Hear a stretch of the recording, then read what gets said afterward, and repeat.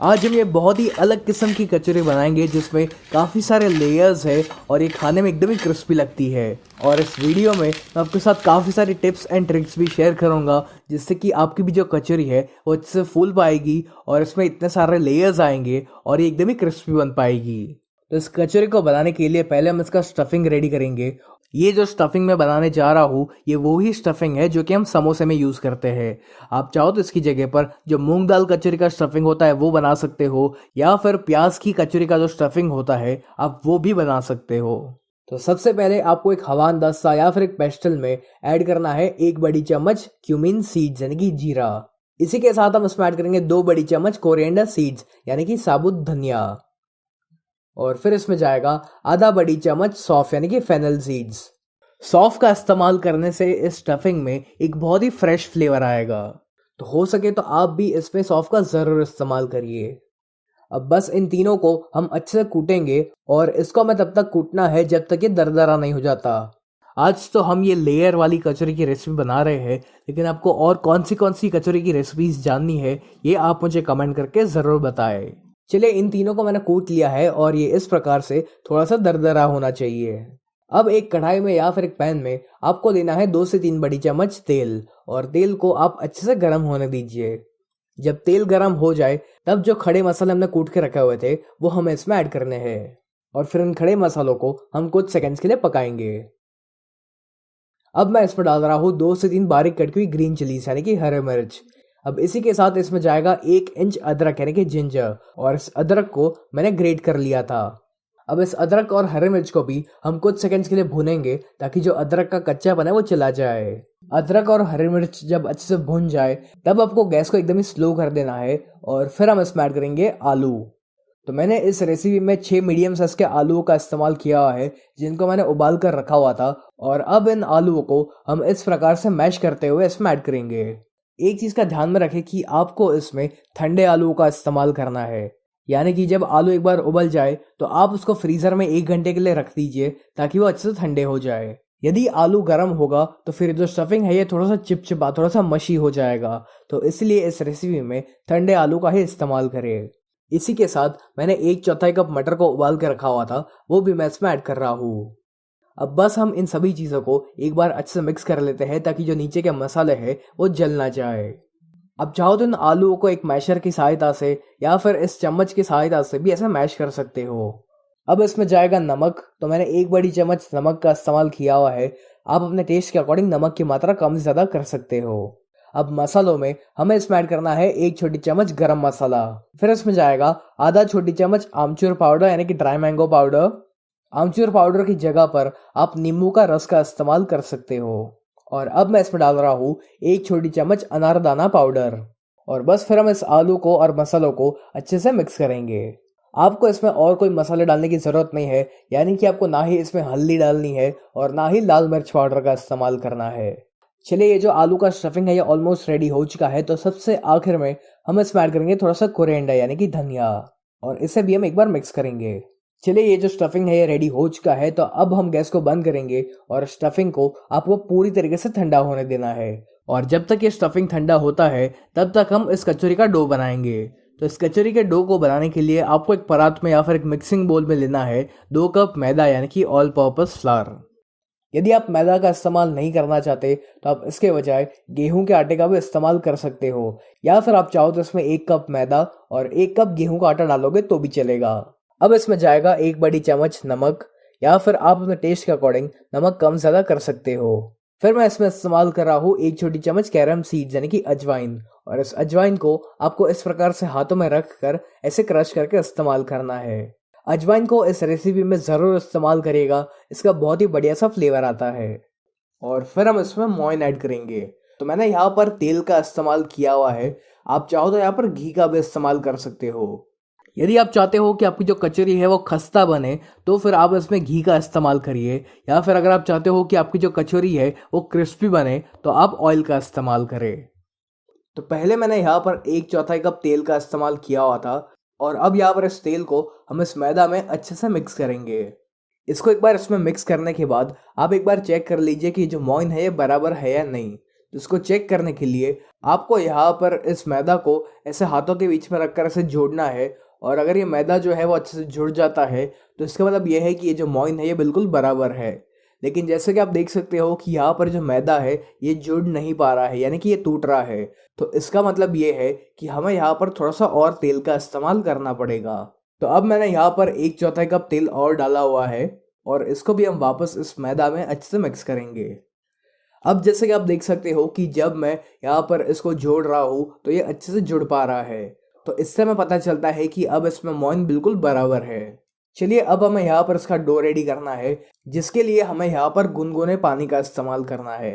एक चीज़ का यहाँ पर ध्यान रखिए कि आपको एक साथ सारा का सारा पानी ऐड नहीं करना है, आप थोड़ा थोड़ा पानी ऐड करते जाइए और इस डो को गूंथते रहिए। जब ये डो इस प्रकार से एक साथ जुड़ जाए तब आपको इसको लगातार 5 मिनट के लिए मसलना है, ताकि इसके अंदर जो ग्लूटेन है वो एक्टिवेट हो जाए और इस डो में एक अच्छी सी लचक आ जाए। चलिए यहाँ पर मैंने इस डो को 5 से 8 मिनट के लिए अच्छे से मसल दिया है, और अब ये जो डो है ये रेडी हो चुका है। तो अब हम यहाँ पर इस डो को एक गीले कपड़े से ढकेंगे और इस डो को हमें 15 से 20 मिनट के लिए रेस्ट करने देना है। अब जब तक ये डो रेस्ट करता है तब तक हम इसके लिए एक साटा बनाएंगे। तो इस साटा को बनाने के लिए मैंने एक बोल में लिया है तकरीबन 3 से 4 बड़ी चम्मच देसी घी, और अब हम इसमें ऐड करेंगे 2 बड़ी चम्मच कॉर्न स्टार्च, और इसी के साथ मैं इसमें ऐड कर रहा हूँ 2 बड़ी चम्मच राइस फ्लावर यानी कि चावल का आटा। और फिर इन सभी को हमें मिक्स करके इसकी एकदम ही गाढ़ी पेस्ट बनानी है। ये जो साटा है इसको बनाना सबसे ज़रूरी चीज़ है इस रेसिपी की, क्योंकि इस साटे की वजह से ही आपकी जो कचौरी है इसमें काफ़ी सारे लेयर्स आएंगे और आपकी कचौरी एकदम ही क्रिस्पी एकदम ही करारी बनेगी। तो इस साटा को आपको तब तक फेंटना है जब तक ये एकदम ही क्रीमी नहीं हो जाता। और अब जैसे कि आप देख पा रहे हो कि हमारा ये जो साटा है ये एकदम ही क्रीमी हो चुका है। तो अभी फ़िलहाल हम इसको साइड पर रखेंगे। तकरीबन 15 से 20 मिनट हो चुकी है और इस भाई साहब ने अच्छे से रेस्ट कर लिया है। तो अब हम इसको वापस 1 मिनट के लिए मस लेंगे, और फिर हमें इसमें से मीडियम साइज के बॉल्स बनाने हैं, और ठीक इसी प्रकार से आपको बाकी सारे बॉल्स को भी रेडी करना है। अब इस लोई को हमें एक चकले के ऊपर या फिर किसी भी एक फ्लैट सरफेस के ऊपर रख कर हमें इसको बेलना है। ये जो रोटी हम बेल रहे हैं इसको आपको एकदम ही पतला बेलना है, क्योंकि इसके ऊपर हम और 4 से 5 रोटी रखने वाले हैं, और इसी की वजह से आपकी जो कचौरी है इसमें काफ़ी सारे लेयर्स आ पाएंगे। तो अगर आप इस रोटी को काफ़ी मोटा रखोगे तो आपकी जो कचौरी के लेयर्स है वो भी काफ़ी मोटे बनेंगे और फिर उसे खाने में उतना मज़ा नहीं आएगा। तो जैसे कि आप देख रहे हो कि मैंने इस रोटी को इतना पतला बेला हुआ है। अब ठीक इसी प्रकार से आपको बाकी सारी रोटी को भी बनाकर रेडी करना है। इसी प्रकार से मैंने और 4 से 5 रोटी बेल कर रखी हुई है। तो अब हमें क्या करना है कि जो साटा हमने बनाकर रेडी किया हुआ था उस साटा को हमें इस रोटी के ऊपर हर तरफ इवनली स्प्रेड करना है। आपको बहुत ज़्यादा भी साटा का इस्तेमाल नहीं करना है, बस उतने साटे का इस्तेमाल करिए जिससे कि ये जो डो है ये पूरी तरीके से कवर हो जाए। फिर इसी तरह से हमें जो दूसरी वाली रोटी है इसको भी इसके ऊपर रखना है, और इस वाली रोटी पर भी हम साटा को हर तरफ इवनली स्प्रेड करेंगे। इस कचौरी को बनाने का जो सबसे मेन स्टेप है वो यही है कि आपको ये मैदा की रोटी रखनी है, इसके ऊपर ये साटा स्प्रेड करना है, और वही प्रोसेस को आपको और 3 से 4 बार रिपीट करना है। इसी के कारण आपकी जो कचौरी है इसमें काफ़ी सारे लेयर्स आएंगे और इसका हर एक लेयर एकदम ही क्रिस्पी बनेगा। ठीक इसी प्रकार से मैंने इसके ऊपर और 4 से 5 रोटी रखी हुई है, और अब जो सबसे ऊपर वाली रोटी है इसके ऊपर भी हमें साटा को लगाना है। और फिर हमें क्या करना है कि इसको हम एक तरफ से इस तरह से फोल्ड करते जाएंगे और इसका हमें रोल बनाना है। तो जब आप इसको फोल्ड कर रहे हो तब आप इसको प्रेस भी करते रहिए ताकि इसके बीच में कोई भी गैप ना रह जाए। तो इस प्रकार का रोल बनाने के बाद आपको इसको और हाथों से रोल करते जाना है ताकि ये और लंबा और पतला हो सके। तो इसको रोल करते करते मैंने इसको इतना पतला कर लिया है, और अब हमें एक चाकू की सहायता से इसको बराबर बराबर पार्ट्स में डिवाइड करना है। अब जैसे कि आप देख पा रहे हो कि हमारे इस डो में कितने सारे लेयर्स बने हुए हैं, और जब हम कचौरी को फ्राई करेंगे तो ये सारे के सारे लेयर्स खुल जाएंगे और आपकी कचौरी एकदम ही क्रिस्पी बनेगी। अब हमें इस डो को इस तरह से हाथों से प्रेस करते हुए इसकी एक ऐसी पूरी बनानी है, और ठीक इसी प्रकार से हम बाकी सारी पूरी को भी बनाकर रेडी करेंगे। अब इस पूरी को हमें एक चकले के ऊपर रख कर इसको हमें बेलना है। यदि हमने साटा का इस्तेमाल ना किया होता तो इस समय पर इसको बेलने के बाद ये जो सारे के सारे लेयर्स है वो एक दूसरे के साथ चिपक जाते और फिर आपकी जो कचौरी है उसमें कोई भी लेयर नहीं आ पाता। अब जो आलू का स्टफिंग हमने बनाकर रेडी किया हुआ था वो हमें इसके बीच में रखना है, और स्टफिंग को हम इवनली स्प्रेड करेंगे। बस एक बात का आपको ध्यान रखना है कि आपको इस स्टफिंग को इस डो के किनारों तक नहीं लेकर जाना है। अब हमें इस डो के किनारों पर थोड़ा सा पानी अप्लाई करना है। पानी हम इसलिए अप्लाई कर रहे हैं ताकि ये जो डो है ये एक दूसरे के साथ अच्छे से चिपक पाए। अब जो दूसरी पूरी हमने बेल कर रखी हुई थी उसको हमें इसके ऊपर रखना है और इसके जो किनारे हैं इसको हम अच्छे से प्रेस करते हुए इसको बंद करेंगे। तो इसको आप अच्छे से प्रेस करते हुए बंद करिएगा ताकि ये तेल में जाने के बाद खुल ना जाए। चलिए अपनी ये जो कचौरी है ये रेडी हो चुकी है और ठीक इसी प्रकार से आपको बाकी सारी कचौरी को भी बनाकर रेडी करना है। और अब बारी आती है इनको फ्राई करने की। और इनको फ्राई कैसे करना है ये बहुत ही ज़रूरी है, क्योंकि अगर आप इसको ठीक तरीके से फ्राई नहीं करोगे तो आपकी जो कचौरी है वो शायद उतनी क्रिस्पी ना बन पाए। तो इस कचौरी को फ्राई करने के लिए जो तेल का तापमान है वो मीडियम गर्म होना चाहिए। यदि आपका तेल बहुत ही ज़्यादा गर्म होगा तो जैसे ही आप इसमें कचौरी को ऐड करोगे तो आपकी कचौरी के ऊपर बबल्स आ जाएंगे और वो दिखने में उतनी अच्छी नहीं लगेगी और खाने में भी उतनी क्रिस्पी नहीं रहेगी। तो इसलिए जब तेल का तापमान मीडियम गर्म हो तभी ही आपको इस कचौरी को फ्राई करना है। और फिर इस कचौरी को आपको स्लो या फिर मीडियम फ्लेम पर तब तक फ्राई करना है जब तक ये गोल्डन ब्राउन और क्रिस्पी नहीं हो जाती। इस कचौरी के ऊपर आपको तेल वगैरह डालने की कोई ज़रूरत नहीं है, ये अपने आप ही तैर कर ऊपर आ जाएगी। और फिर जब ये एक बार तैर कर ऊपर आ जाए तब आपको इस कचौरी को पलटना है। तो ये जो कचौरी है ये काफ़ी हैवी होती है तो आप इसको एकदम ही सावधानी से पलटना। चलिए जैसे कि आप देख पा रहे हो कि अपनी ये जो कचौरी है ये बहुत ही अच्छे से फ्राई हो चुकी है, काफ़ी बढ़िया सा कलर भी आ चुका है इसके ऊपर।